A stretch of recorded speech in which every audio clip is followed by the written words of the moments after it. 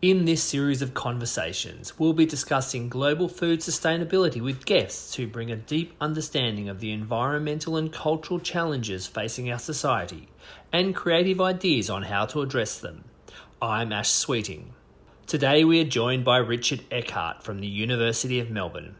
Richard focuses on carbon accounting and the analysis of mitigation strategies to reduce agricultural greenhouse emissions.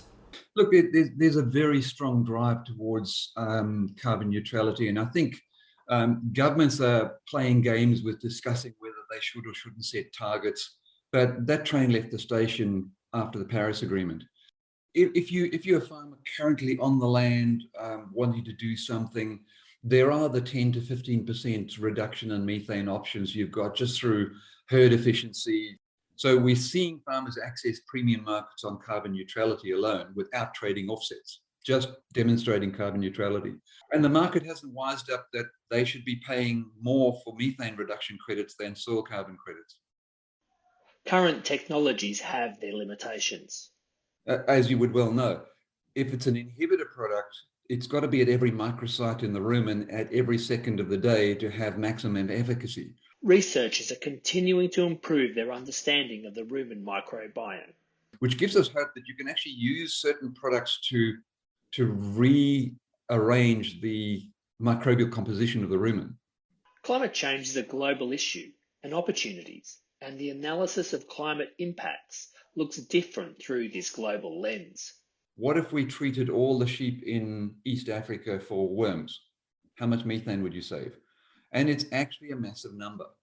And there's a great analysis that actually showed that if you take the emissions per litre of milk and you divide the emissions between all the multifunctionality, the emissions per litre of milk from a dairy cow in East Africa is far lower than the most efficient Californian dairy or the most efficient Australian dairy.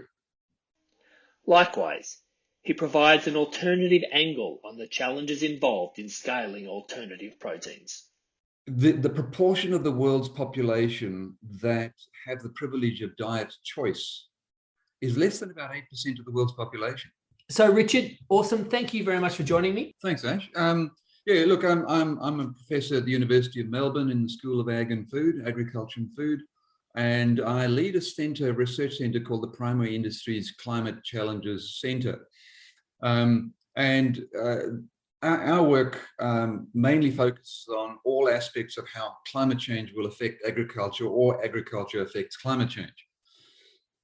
So we do a lot of work in elevated CO2 on effects on crop growth. We do work on extreme climate events and how they might affect agriculture. But my particular focus within the centre has been on carbon accounting, carbon neutral agriculture, and mitigation strategies, or the analysis of mitigation strategies that are viable to get us towards a lower emissions footprint for the agriculture sector. So that's most of the work I do. So a lot of the work I do sits between the summation of all the research available and flowing through to how policy can then take that forward, or voluntary carbon markets can take it forward, or how the national inventory can adopt that method into their calculations, and how we can then communicate that back out to farmers. So I spend a fair bit of time in that interface, speaking both with the farming community and with the policy community. Just a bit on how you got to, your history, how you got to where you are at the moment. I started working in sort of the rangeland systems of Africa. You can probably tell from the accent. So worked a fair bit in that sort of rangeland ecology, but also in nutrient cycling in grazing systems. That sort of led on to, and my undergraduate was in the biochemistry of ruminant nutrition, and then a master's degree in soil nutrition and a PhD in grazing systems. So I kind of ended up in a situation where I was working on the nitrogen cycle and intensive grazing systems, and started seeing that a lot of the nitrogen is being lost as gases, and what can we do about that? But then when the area of climate change, about 20 years ago, the area of climate change and greenhouse gas emissions really became a sort of more prominent issue. Those sort of undergraduate skills all came to play because I knew enough about ruminant nutrition to start up projects in enteric methane loss. So you see I've done a fair bit of work on dietary supplementation to reduce methane. So all that biochemistry of ruminant nutrition was really essential. I've published a fair bit of work on nitrous oxide emissions and nitrogen cycling in agriculture because I had all that soil science background in the soil nitrogen cycle. And more recently, what's really come to the fore is soil organic matter, soil carbon as part of the picture. And so again, all that background in soil science leading to nutrient cycling has played a role. So I found myself in a fairly unique position of being able to do more that collective systems analysis because of the understanding of all aspects of the system, the points of influence. So right now, because the Australian government took a sort of less investment in the methane side of the equation, most of my methane work is actually now being done in Central Africa with the International Livestock Research Institute. They've got the same methane chambers as we do have in Australia. So I do work on beef cattle and tropical legumes in East Africa. So that's awesome that you've got that that crossover between the soil, the rumen microbiome and the grazing systems and the nutrient cycling. From the research you're doing, where do you see the greatest hope or the greatest opportunities to change? If you're a farmer currently on the land wanting to do something, there are the 10 to 15% reduction in methane options you've got just through herd efficiency, through weaning percentages, through maybe bringing legumes back into your system. Those are the sort of do now things, but what's really transitioning is the opportunity to dramatically reduce methane through supplementation. So we've done work on oils and tannins, which gets you sort of to your 20% reduction in methane. But there are other products coming on the market, which we know about that are market ready, that scale up to sort of the 50% up to, and some of the more recent products that we're seeing coming through that can get up to the 80%. The big opportunity, I think, is then how do we deliver those products into the extensive grazing industries? Because what we've currently got is, you've got your products from DSM Nutrition, you've got your seaweeds that are claiming the sort of 80%. But in any inhibitor product that you've got, as you would well know, if it's an inhibitor product, it's got to be at every microsite in the rumen at every second of the day to have maximum efficacy. So in theory, in the laboratory and in vitro system, you'll get sort of 95% reduction in methane or inhibition of methane. But the moment you scale that through to the grazing industries where you're only putting it in once a day or once every couple of days, therein lies the challenge because your efficacy just crashes. And so some form of slow release mechanism, a bolus, a slow release capsule, is going to be essential to deliver these active ingredients at a more consistent rate in the rumen. So that I see as the sort of big opportunity.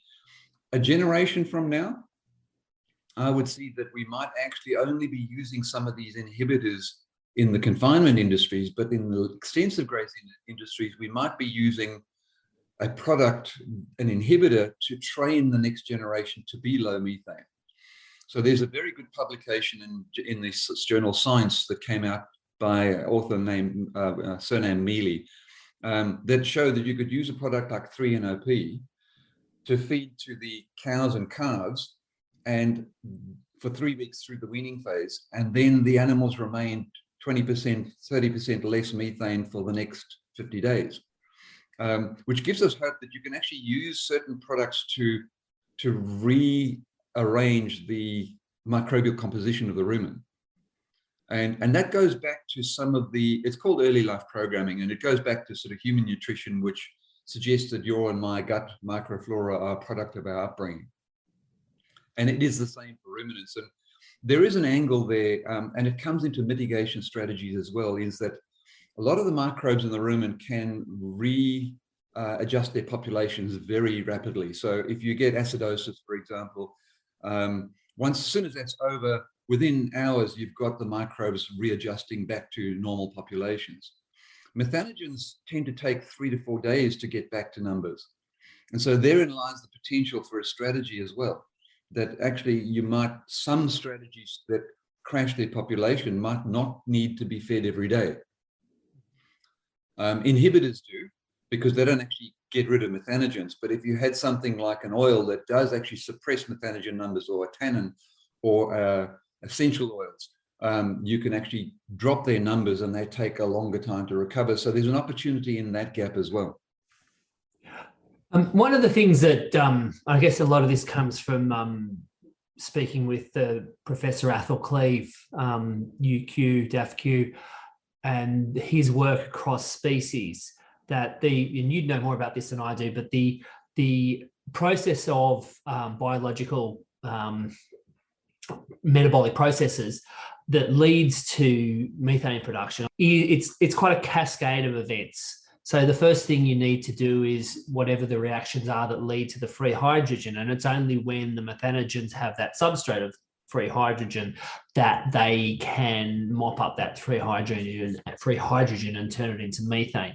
So from my view, looking at that, because you have a whole suite of different processes going on, there would be a whole suite of different areas, a whole range of different areas where you could intervene.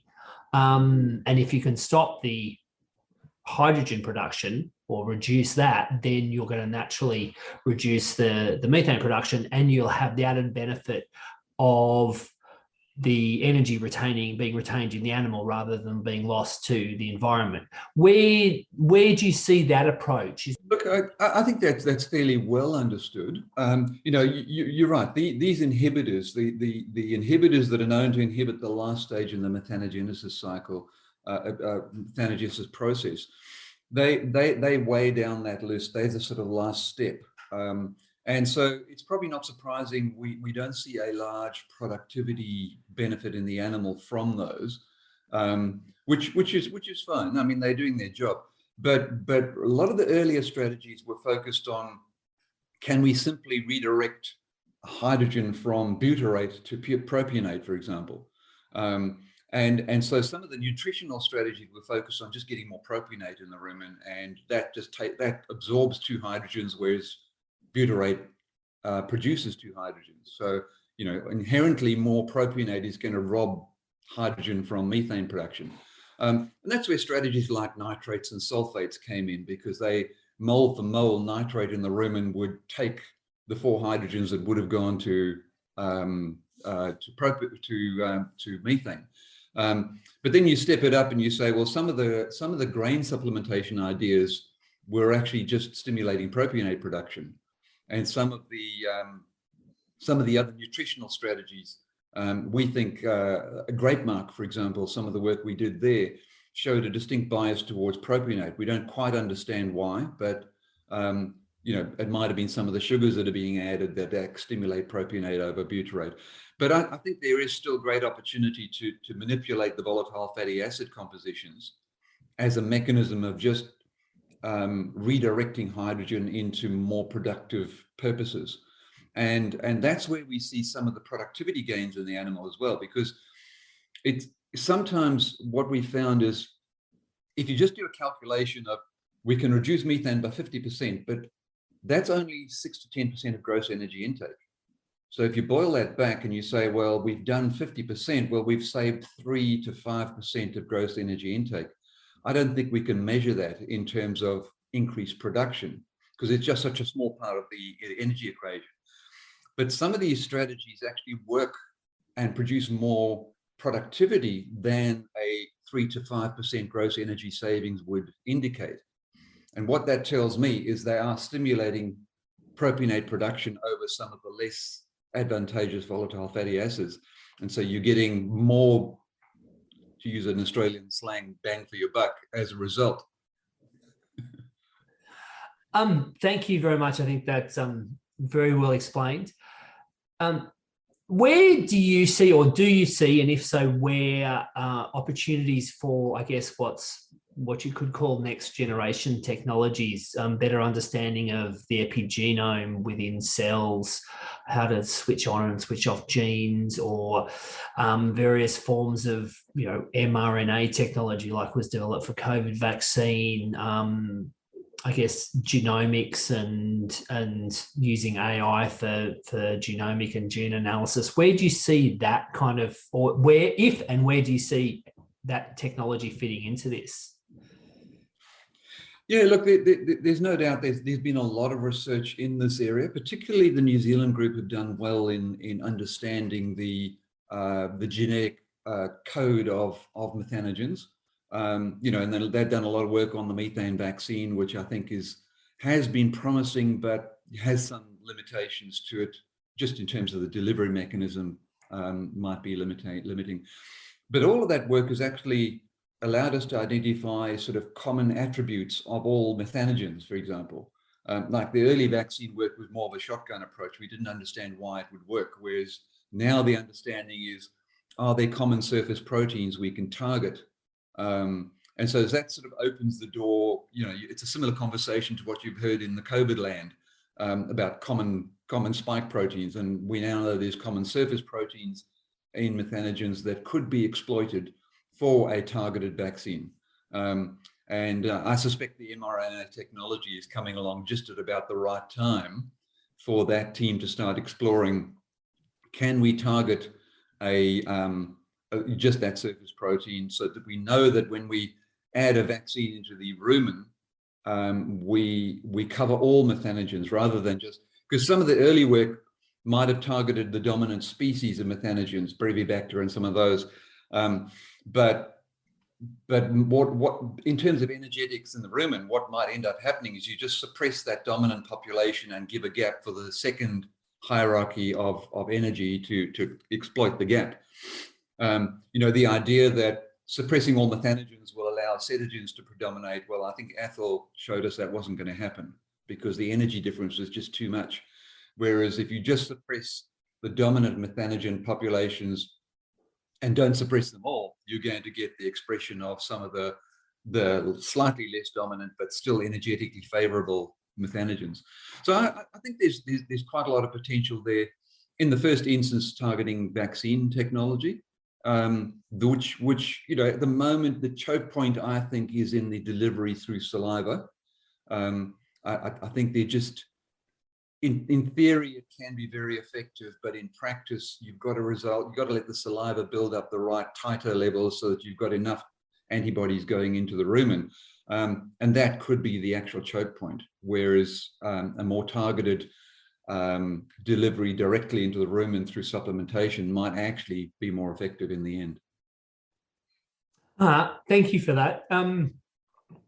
In some ways, I guess we've covered, you said earlier that you're at the cross section of the farming community, the science and policy. And I think we've in some ways covered the easy stuff, the technical, the science, because, you know, that's the science, that's how it is, that's how it works.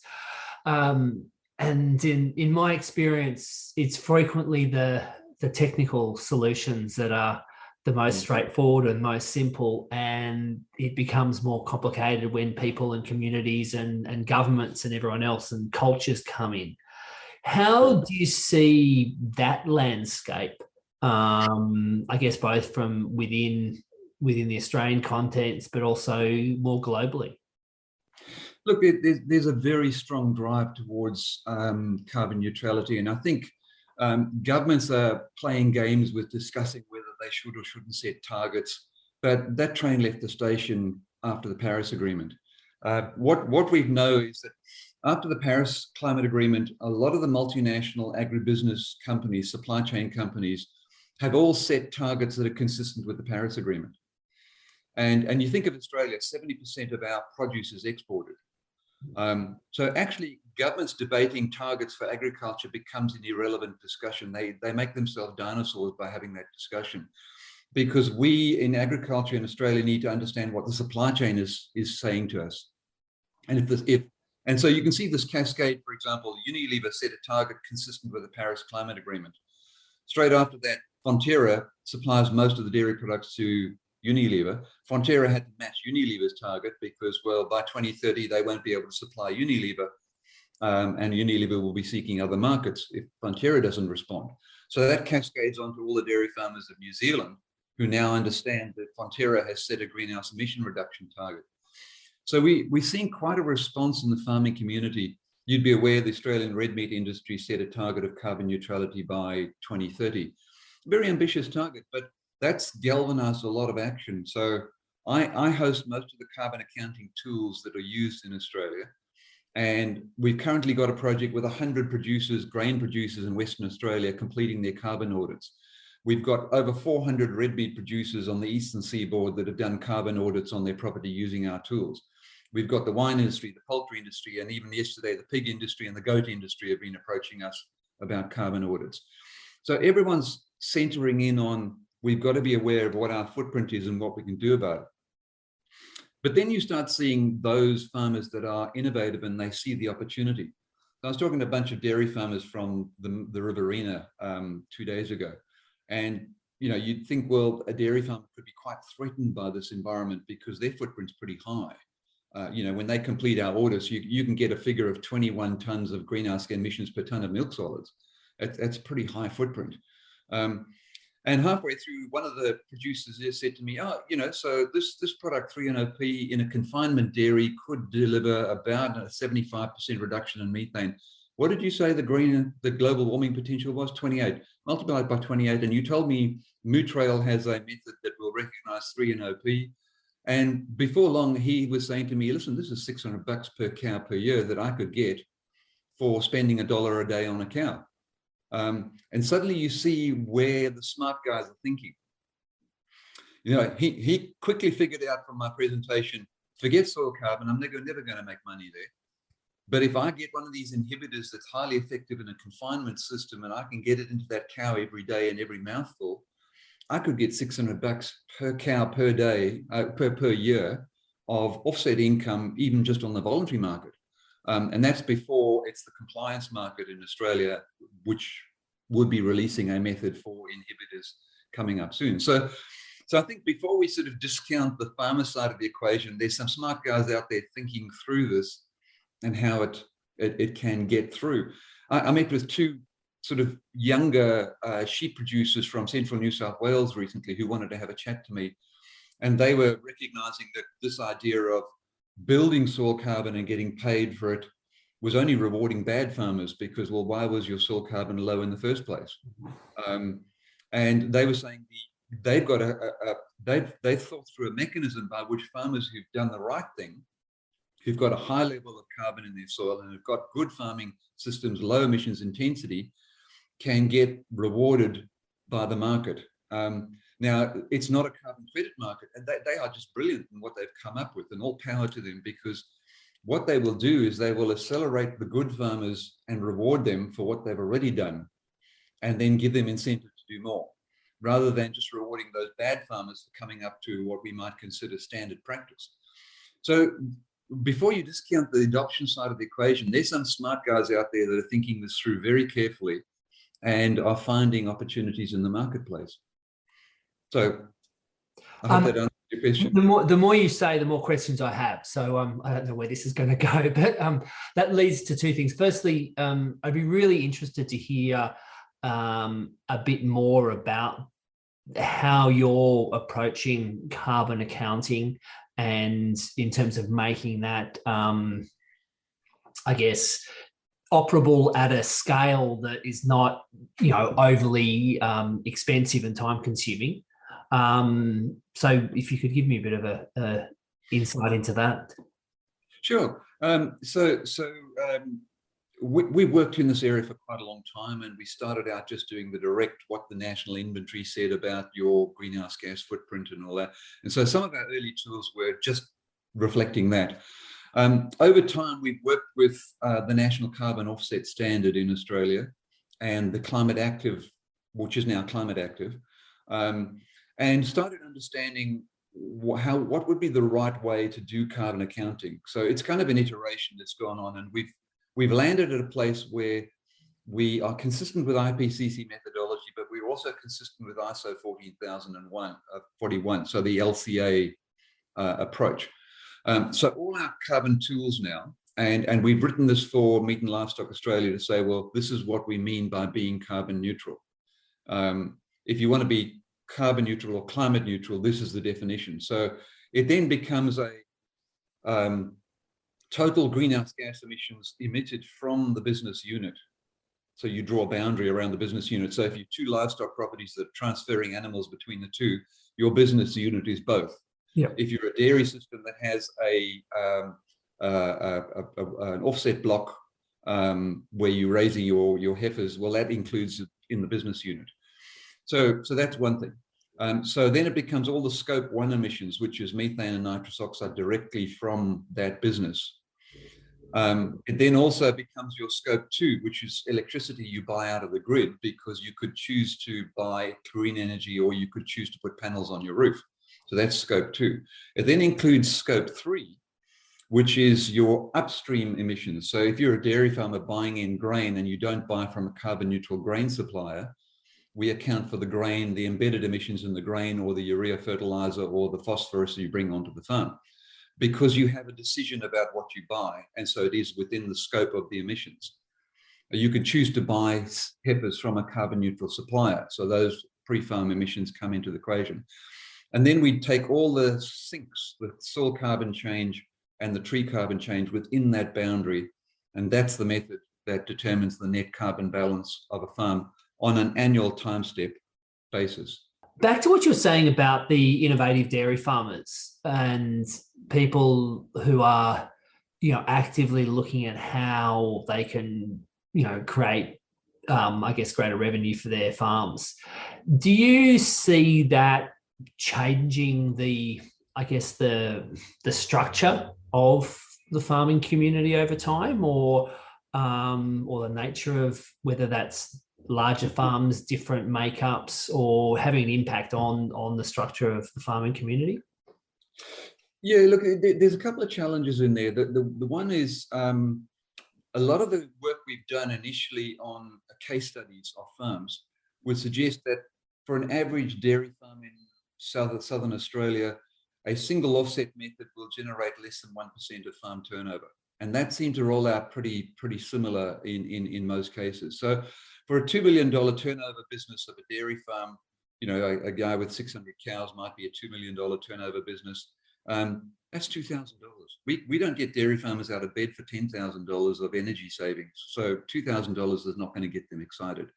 But what that means is that if you look at where the offsets have gone, a lot of them are, say, in herd methodology, which has favored some of the larger corporates, because 1% of turnover wouldn't get a dairy farm excited because it's $2,000. But for a large corporate cattle company in Northern Australia, it's $12 million. So numerically, it's a big number. Percentage-wise, it's still 1% of turnover. Yeah.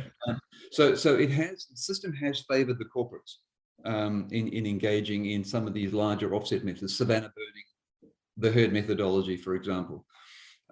We've got to change that somehow, and where we see it changing is that dairy farmer example, where instead of a 20% reduction in methane, we could be talking about 80%. Now, numerically, then that becomes 10% of turnover as an offset method. The other caveat I'd put in there, though, is that I think we have a limited window to capitalize on offsets. Currently, if you get involved in offsets, you can get your $600 per cow if you've got that supplement. I would say that by 2030, if you look at the Unilever targets, the Wilmar Sugar targets, all the supply chain, Cargill, all those multinationals, they start kicking in at about 2030. And that's not rewarding offsets. That's saying there's a market access here. There's an expectation. So we have a window between now and 2030 to either capitalize on trading offsets or demonstrating carbon neutrality and accessing premium wool markets like one of our clients has done, or accessing premium meat markets in Fed Square restaurants. That's another case study. So we're seeing farmers access premium markets on carbon neutrality alone without trading offsets, just demonstrating carbon neutrality. But you'd have to say that by 2030, that's going to fade because it will all fall into market expectations. So we're in this transition phase at the moment. And there's also talk in the scientific community that somewhere between now and 2050, offsets, carbon storage offsets, will be reserved only to draw down the atmosphere rather than offset greenhouse gas emissions that should just be eliminated. So we'll see the change in emphasis in soil and tree carbon offsets being reserved only for drawdown. Yeah, that makes sense. And I would put it to you that no business will get away with just using offsets to get to market access. So both sides are going to evolve simultaneously, I guess, essentially what's going to happen there.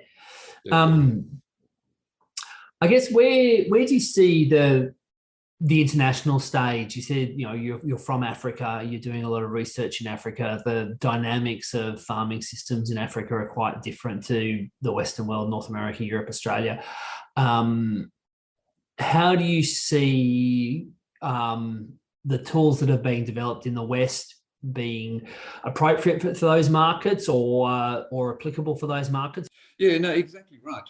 You know, one of the projects we're involved in East Africa is what if we treated all the sheep in East Africa for worms? How much methane would you save? And it's actually a massive number. And so you could see an early win to be gained there, because you've got wealthy countries with philanthropy that would invest in greenhouse gas reduction and animal welfare if the two could be combined. And so you could see a big rollout of aid into improving animal health as a result of reducing methane. Because, you know, stomach worms affect permeability in the gut and therefore affect gut flow rate, and therefore animals with worm infections can produce a lot more methane than they would otherwise. Another way of looking at it that we've started, and that's one of the meetings I'm having with one of my PhD students in Nairobi today, is doing a multifunctional life cycle assessment of some of these systems. Because traditionally we've said, well, a dairy system in Victoria is far more efficient than a dairy system in Africa producing 3 liters of milk above the calf. But when you do the analysis in a different way and you say, well, actually, that animal has a multifunctional purpose. In order to be vegetarian in that village, they need that animal to plow the field. Otherwise, they would need a diesel tractor. Yep. So let's attribute some of the green, sorry, there's a Mozzie here, that they need to buy a diesel tractor to plow the field, so the animal is draft power. Let's attribute some of the greenhouse gas emissions to draft power. The next step is, well, that animal's a bank account. Your symbol of wealth is whether you've got 15 cattle or 5 cattle. So let's attribute some of that to wealth. Now, that's part of the tragedy of the commons in Africa, is that 15 skinny cattle are worth more than 5 fat, healthy animals. Yeah. Because they graze on a communal resource, which is why there's so much overgrazing. But that's part of the equation. You could also then say, to be vegetarian in that village, you need those animals to be corralled at night and the dung and urine to be collected as fertilizer. Otherwise, you need to buy fossil fuel generated fertilizer to fertilize your field. And there's a great analysis that actually showed that if you take the emissions per liter of milk and you divide it, the emissions between all the multifunctionality, as a consequence of not consuming diesel, as a consequence of not consuming fossil fuel fertilizers, the emissions per liter of milk from a dairy cow in East Africa is far lower than the most efficient Californian dairy or the most efficient Australian dairy. So that's unsurprising and fascinating. Have you come across any papers where that's been? Yeah, I can send you one called Multifunctional Life Cycle Assessment, published by this group in Nairobi. That sounds well worth a read. That is absolutely fascinating, because, you know, it is the draft animal. It is the bank account. Yeah.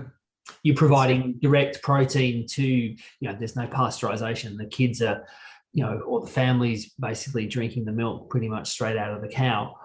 So there's so many other, and that whole, I guess it's that whole, the waddy agriculture type thing, where the animals go and graze the rangelands and bring the nutrients back to the vegetable and the gardens. So you're providing all that fertilizer. And, I don't know about you, but I spent most of my life in Africa, and I don't recall seeing many African children with eczema or asthma or,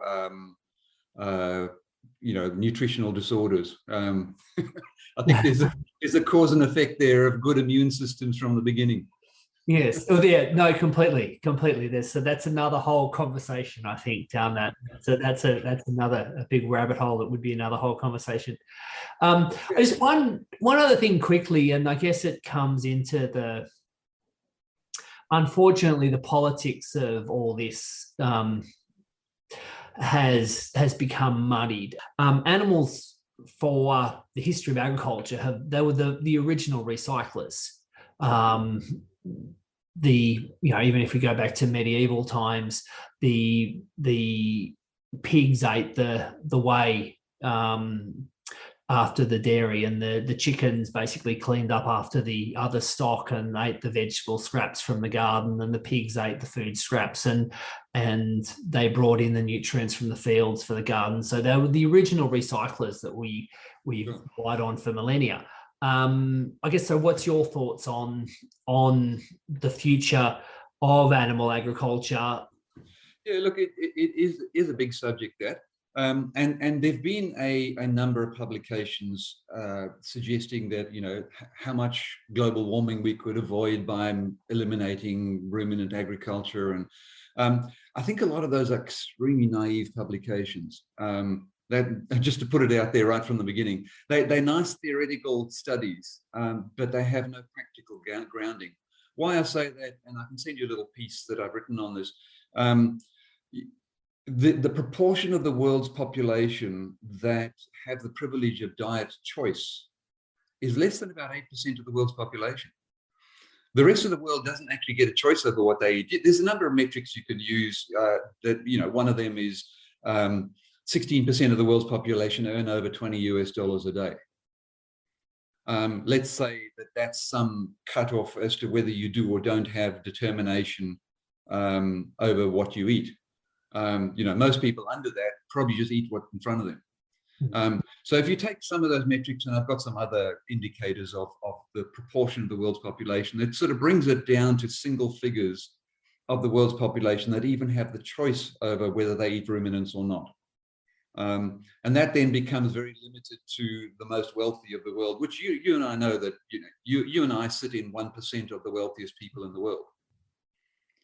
Let's apply that across and say, well, how does that align with diet change? Most people in Africa don't actually eat the animals on a regular basis. They need them as part of food security and resilience. So if you're in the Sahel region of Africa, you can't survive the frequency of droughts without having livestock to provide milk to buffer the crop failures you might get.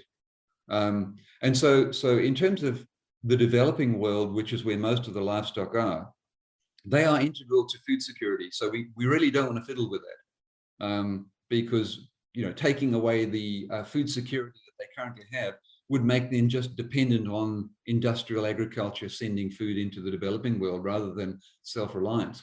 So I think those kind of studies, they also ignore the mitigation options that are coming through now. So that actually, if you roll out mitigation options, say in the next 20 years that reduce methane by 50%, that's almost better than what the coal industry is going to achieve. So it ignores the potential to do something about it. So I come back and say, the other side of the equation is we also know that the world's rising middle class, you've seen the graphs, as you increase in personal affluence and your own GDP, your own personal wealth, there's a clear trend for demanding more animal-based protein in the diet. Now, if you follow that through and you say that 4.3 billion people will be added to the rising middle class by 2030, 4.3 billion new people. Australia could more than triple its livestock production, its red meat production, and still not meet demand. So the notion that the world's going vegetarian to save the planet is completely, it's not grounded in any form of reality. We're going to have 4.3 billion people all wanting more red meat, or meat generally, rather than just red meat. A lot of it is white meat first and then red meat later. Give you an example. A talk by Rabobank the other day, the fastest two subsectors of growth in livestock demand in the world is the rise of McDonald's in China. So it's the red meat required for hamburgers in McDonald's in China, and it's the it's the milk required for cheese on hamburgers in China. If you had to sort of boil it down to subsectors. And so I think it's a nice theoretical exercise to say if we went vegetarian, and there's no doubt that if you're an average American eating 45 kilos of red meat in a year, well, your doctor would be happy if you just cut that by half anyway. So moderation of that 8% of the world's population that have choice over their diet might be a good idea from a health point of view, and you might reduce your personal greenhouse gas footprint. Excellent. Thank you very much. Is there anything else that you think you'd like to add that we haven't discussed? No, but at some stage, it's probably not in the brief here, but there is a lot of misguided enthusiasm around soil carbon, and I suspect that the politicians have been captured by this notion that the soils can save the world and allow us to continue to use fossil fuels. And to put it in high-level summary, soil carbon in Australia is 80% leveraged on rainfall, 80% correlated with rainfall. And we have 22% more rainfall variability than any other country in the world. It's playing Russian roulette to say soil carbon can save anything other than itself. So enough said. Okay, well, thank you for that. That's I guess it's like most silver bullets. They're not as common as people would like them to be. Yeah, but I used to think there wouldn't be silver bullets for methane, but I am seeing that some of these new products coming through are actually doing real reductions in methane that are sustained over long periods. And so I'm quite hopeful in that area, because there's a fundamental difference between a soil carbon credit, which is a finite bank account, and a methane reduction credit, which can happen every day, and you don't have to spend 100 years looking after it, if that makes sense. The methane emission, if you reduce methane by 50%, that didn't happen. That methane never got to the atmosphere in that day. Yeah. You can be confident in trading that on a voluntary market or a compliance market. Soil carbon credit is fundamentally different and just dramatically higher risk, because it's a finite resource. And if you monetize it, well, it could be gone tomorrow because of a drought. Yeah, or you sell the paddock and someone else goes and sticks a plow through it for a couple of years, and it's gone. There's a fundamental difference in the security markets are going to have in the future in buying methane reduction credits versus sequestration credits, just because climate has a big role in how sequestration credits are looked after in the future. Yeah, we've done an analysis that in Southeast Australia, you'll be lucky to hang on to your soil carbon that you have today in a future climate because of declining growing season rainfall. So, I guess going back to the rainfall, the drought side of things, the last thing a farmer wants in a drought is having to pay back the creditors for his soil carbon as he or she is looking at buying feed for their animals and all those other expenses. Exactly. Yeah. So there's a lot of warnings out there at the moment. There's too many farmers being signed up to soil carbon credit projects that I think are just not aware of the risk that they're facing. Where do you see, what do you think should be done or could be done in terms of raising awareness about that side of things? Well, I think we've got it. I mean, I'm on the road. This is, I'm doing 5 talks this week alone on this subject, from the sort of poultry industry on Monday, the viticulture industry on Tuesday, the grains industry on Wednesday, just trying to warn people that, there's a big difference between something like an emission reduction credit, which if you're required to be carbon neutral by 2040 or 2030, you can sell those emission reduction credits every day up until 2030 when you're required to be carbon neutral, and you just stop selling them and you keep the reduction for yourself as part of your compliance. Yeah. Soil and tree carbon, if you keep selling it out of a finite resource, it's gone. It's left your farm, it's left your business, it's left your industry because you sold it to a power station or you sold it to a software company. You will never have that back again to be part of your carbon balance by 2030. So there's a major risk on the fact that drought can erode it, but also, and then you have to pay it back, and that it's a finite resource rather than methane reduction being a far more secure resource also secure for the buyer, because if it didn't happen, the buyer has security it didn't happen. Yeah, no, that makes perfect sense. That makes complete sense. And the market hasn't wised up that they should be paying more for methane reduction credits than soil carbon credits. Thank you very, very much. Pleasure to talk to you. Thanks, Ed.